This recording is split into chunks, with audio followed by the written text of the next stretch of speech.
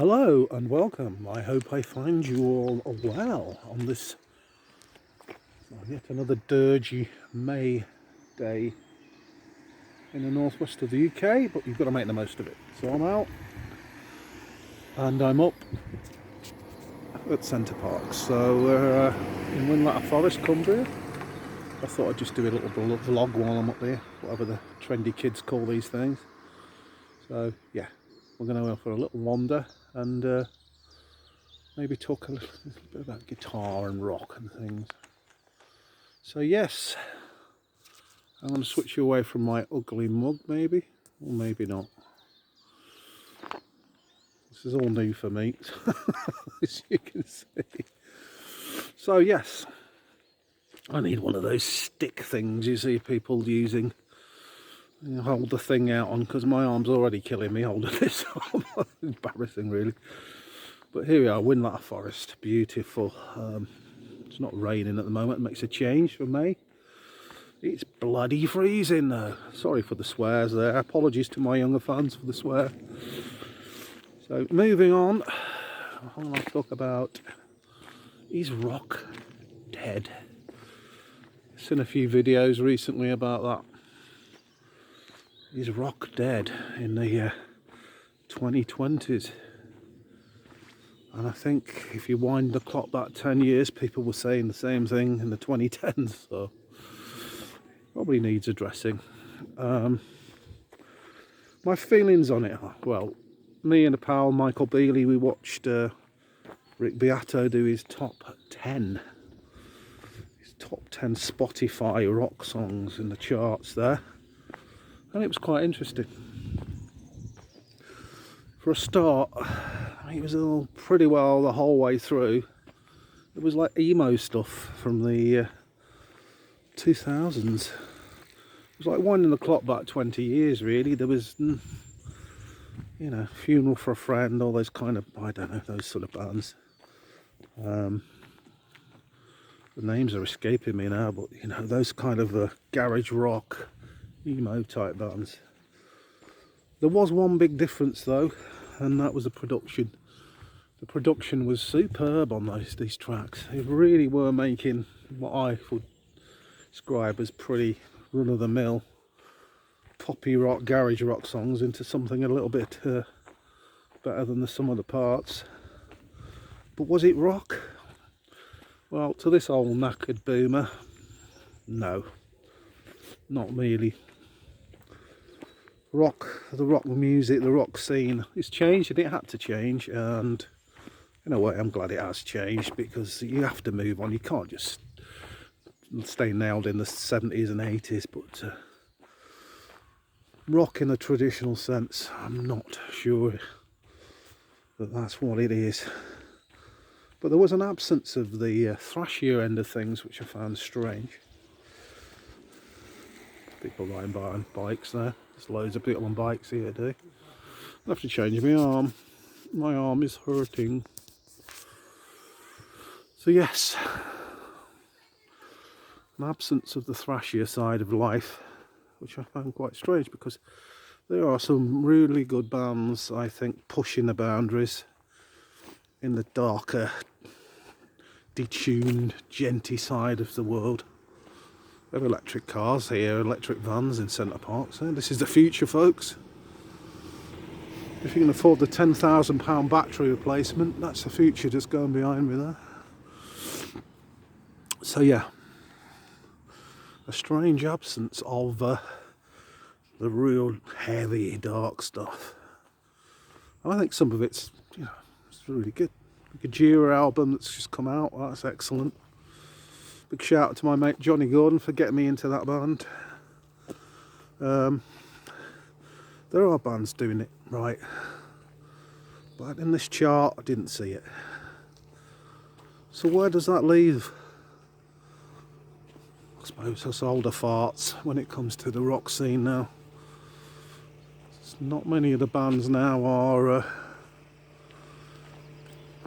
doing more trad rock, and when they do, it's bands like Greta Van Fleet that are basically just copying. You know, I mean, that's where it's probably all falling down for me. It's in terms of taking the old, giving it a new twist, all the best of the old and giving it a new twist. That's where I think, you know, rock is dying a little bit. You know, listen to the old Zeppelin albums, and you know, they were writing, like, let's use the word songs. Just something like the song remains the same. Incredible. What an incredible piece of music that is. Now it's much more about vibey stuff and expressing, and there's nothing wrong at all with that. I say it's got to move forward, but rock in the traditional sense, I do think, is slowly disappearing. There'll always be the bands that will look back and copy, like Greta Van Fleet, but yeah. So that brings me on, I suppose, to the musicianship a little bit. I think the musicianship nowadays is incredible. I think some of these bands are so brilliant, technical. But young Phil, it's a lad there on his bike. Yeah, there he is in the background. Hello. Hope his sister doesn't mind that. But, yeah, it's getting quite busy now, so we're going to keep walking now. So yeah, the musicianship is awesome now. I don't need a helmet. That's his mum now. Dodd's coming along. It is crazy with the bikes this time around. The sun is trying to get out, which is nice, because we're going to go and a pedalo, believe it or not. It's about 11 degrees, and we're going to go on a pedalo on the lake in a minute. So there's a big group here.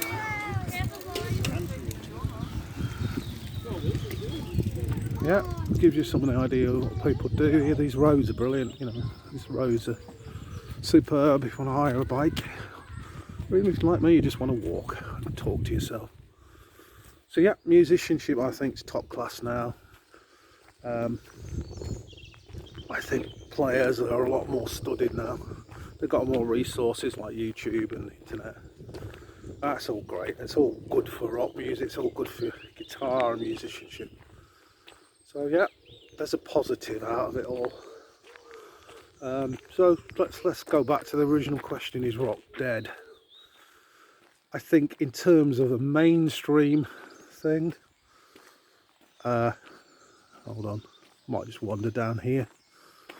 Yeah, in terms of a mainstream thing, I think it's certainly the days of like Black Sabbath and Iron Maiden and UFO on Top of the Pops have gone.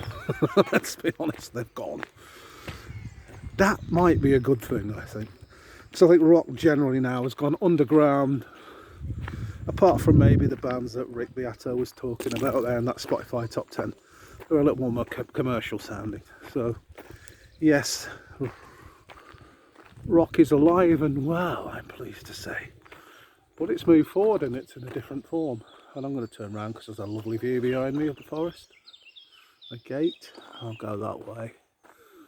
So yeah, it's in a different form and it has gone underground, and which I wouldn't say it was like that when I started playing guitar, but it wasn't as mainstream. There's only a handful of rock bands back in the day. So yeah, it's gone back underground mostly, and I think that's cool. People are willing to experiment more when it's underground. So yeah, my feelings are rock isn't dead, but it's just moved on, taken a different form. And it's up to farts like me to just maybe look back at the old days a little bit and the old techniques and songwriting that used to happen, the riffs and all that, and just keep people's interest piqued that it, you know, that stuff's still relevant today. But, yeah, I think trad rock, traditional rock, classic rock, people will always be interested in it, but in terms of new bands, not so much maybe. that's my little vlog. I'm just coming up to the 10-minute mark, and I know I've waffled again, but you know, it's a beautiful environment if nothing else. Oh, got my finger in the lens there, apologies for that. So it's time for me to sign off. I'd like to say a big thank you to all the people who've subscribed to this channel. Still early days. All the people who've watched the videos. Now that's the key thing for me. The Wainwright video at the time I did this vlog is over 160 views. Now that's not bad in a month for a new channel, and I really appreciate that. So yeah, I hope this is of some interest. Might get one or two people talking, but it's time for me to go in that pedalo now and freeze my what's-its off. So tatty bye.